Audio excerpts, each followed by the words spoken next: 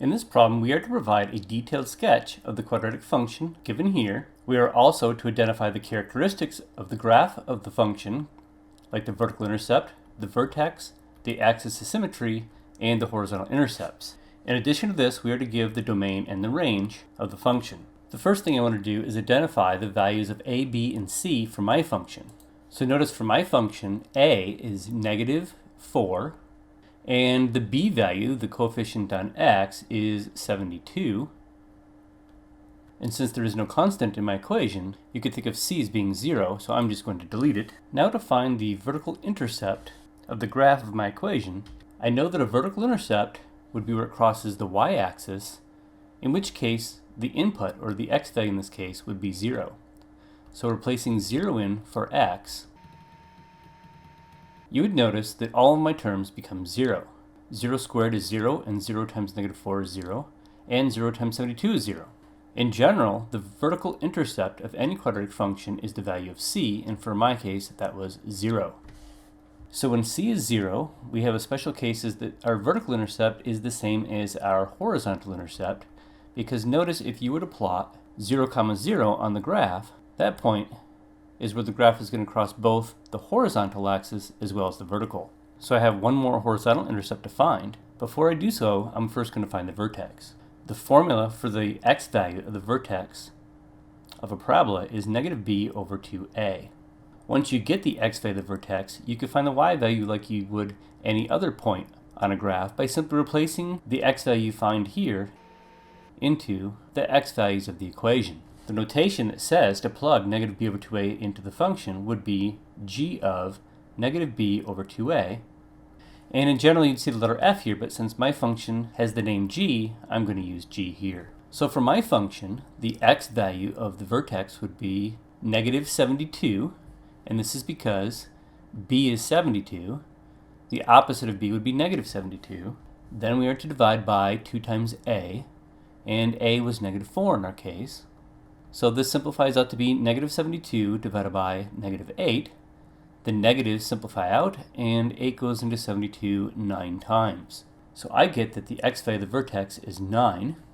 Now we need to plug the 9 into the function g to get out the y value, so that would be g of 9. If you want to use the calculator in this part, that's fine. In fact, you could have done the negative 72 divided by parentheses 2 times a, and again, a is negative 4 in my example.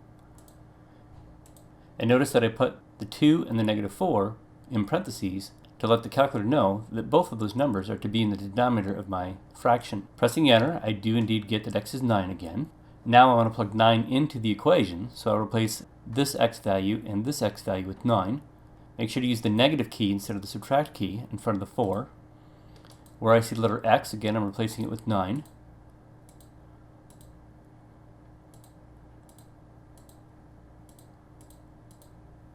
Pressing enter, I will get the y value of the vertex to be 324. So 9, 324 is my vertex. So now that I have that, let's move that up here. I also want to point out, since I know that the a value of my quadratic is negative, it means that the parabola is going to be an upside down U shape, which means it's going to have a high point, and that high point would have coordinates 9, 324. So suppose this was x equals 9 right here, and I'll arbitrarily make this y value 324. The maximum of my parabola would be right here. And I'm expecting the parabola to go left and hit this point here. And of course, by symmetry, that curvature would also apply to the right. Seeing that most of the interesting behavior of the graph is appearing up and to the right, I'm going to move my axes over to give myself more room to draw. So I literally just moved everything over. I'm going to replot that point 9, 324. And draw a rough sketch of my graph. And unfortunately, this is about the best I can do by drawing by hand. But the whole intent of the problem is to draw a sketch, not an accurate graph. I feel the need to move this tick mark over so that when I draw the axis of symmetry, which is a vertical line, through the point 9, 324, it'll actually hit the tick mark on the x-axis marked 9. So here I'm just drawing a vertical line through x equals 9, which notice passes through the vertex of the parabola and also passes through the tick mark I have at x equals 9. I drew the line in green and the axes in blue to indicate that it's only the red curve that actually contains points that satisfy the given equation for g of x. This green line is called the axis of symmetry because the curvature to the left of that line is supposed to be a mirror image to the curvature to the right.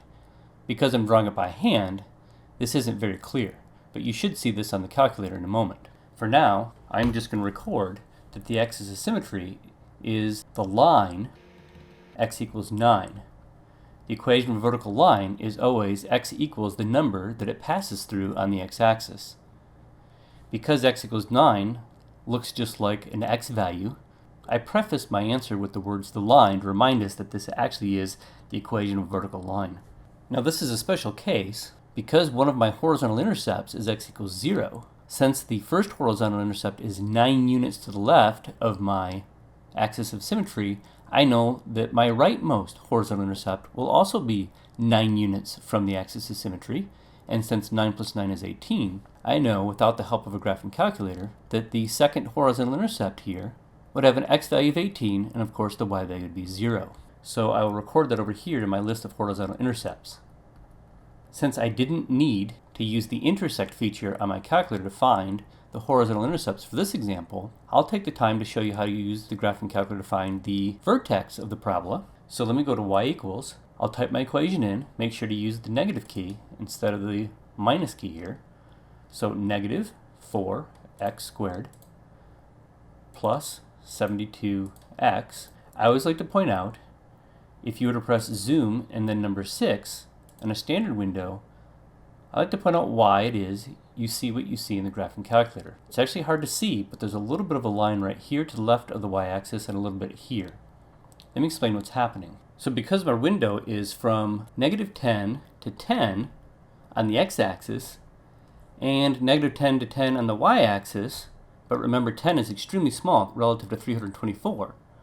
In fact, this isn't even small enough, but I have to give myself some room to draw a box here. Just to give you an idea what you were seeing on your calculator screen, you were only seeing the part of the graph within this gray box that I just drew. But it turns out that the graph is actually so steep that the graph looks like the y-axis in the calculator window, and that's why we're seeing this here. So let me press window, and I'm going to go down to my x-max, and because my rightmost horizontal intercept is 18, I'm going to put my x-max at around 25. I always go a bit bigger. My y-max needs to be at least as high as 324. I think I'll pick 400.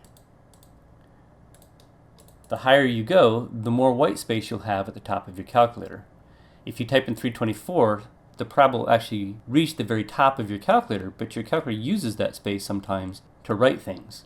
Now, if I leave the settings the way they are now, my y-min of negative 10 will essentially be so small it might as well be 0 relative to how big my y-max of 400 is, which means you'll barely see the x-axis at all.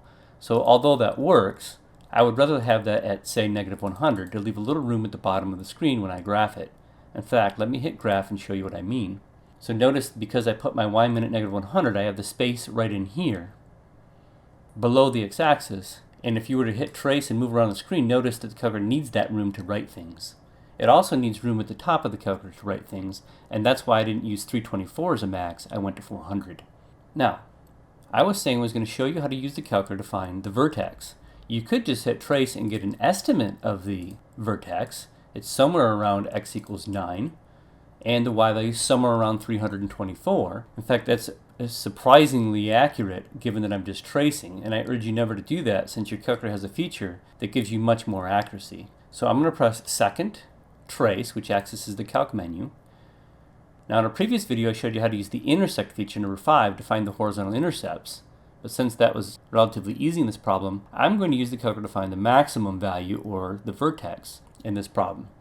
Since it is the highest y value on the graph, it would be a maximum y value, so I'm going to select number 4. So either scroll down and press enter on number 4, or you can press number 4 on the keypad. Either way, it gets you to the max feature. Now, what the calculator is going to want is a left bound and right bound. In some mathematics classes, we actually ask what's the maximum value between this point and that point, which has nothing to do with the highest point on the graph. So the calculator wants you to pick 2 points to define a region for which you want it to search for to find the point that has the biggest y value. For me, I'm trying to find this point right here. So I will pick a left bound, which is to the left, and in this case down as well, and that would be my left bound. It'll also want me to pick a point to the right of the vertex, which in my case would also be down, and I'll call that a right bound. What you're telling the calculator is to search in this region here for the point that has the biggest y value. So when it says left bound, I need to ignore the y value, and I just need to move to the left so that my left bound is to the left of x equals 9. Or if you didn't know what the vertex was, just make sure that the point you're picking is lower than the max and to the left. So I'll press enter to select that as a left bound. Then I'll move to the right of x equals 9, say around x equals 10 or so. And as long as your point is to the right and below the maximum, that would be a good right bound. And now I've told the calculator to look between these two arrows for an x value that produces the biggest y value in that region. So I'm going to press enter. If you want, you can guess where the answer is by moving back to the left, but that's not necessary. I'm just going to press enter for the guess, let it think about it. There is a little bit of round off here. This is why I like the formula negative b over 2a, because when you use that formula, you don't get any round off error. The real answer is x equals 9 and y equals 324. So now what's left in this video is the domain and the range. The domain of all quadratics is negative infinity to infinity, because as long as you're plugging in a real number into x, you'll always get a real number out. In particular with equations, the only time you get a domain other than this is only if you're ever dividing by 0 or taking the square root of a negative. Since I have no variables in any denominators, you're never going to be dividing by 0, and since there's no square roots in my equation, there's no chance of ever taking the square root of a negative. So in short, nothing ever goes wrong with these equations. No matter what you plug in, you'll always be able to square the number, multiply by negative 4, you'll always be able to multiply by 72, and you'll always get a real result. So everything works from negative infinity to infinity. So negative infinity you can think of as x values to the left forever, and positive infinity you can think of as x values to the right forever. So you're basically saying that any x value in the world, infinitely far to the left and to the right, are part of the domain. Notice I'm going to put parentheses around both negative infinity and positive infinity because you do not want to include those values because in fact they're not values at all. Infinity is not considered a real number. Now the range of the graph depends on whether your parabola opened up or down. Since my graph opened down, there's no limit to how low the graph goes. The y values will decrease without bound and go in a negative direction. So for example, here's a y value of negative 100, here's a y value of negative 200, here's a y value of negative 300, and the y values just keep getting lower and lower forever, and going down forever in terms of y values. This is where the y values are negative, so they just get further and further in the negative direction forever. So the lowest that the graph goes would be no limit, negative infinity, and as usual put a parenthesis there not to include the negative infinity. The highest the graph goes would be right here. We already established that the y value, the vertex, is 324, so that's the biggest y value you'll ever get. And we saw this on the calculator as well, that the maximum value for y was 324. But you actually do get that y value when you plug in x equals 9. We did it right here. We replaced x with 9 in the equation and got that the y value is 324, so we include that value. So hopefully this all makes sense, and as always, I wish you the best of luck.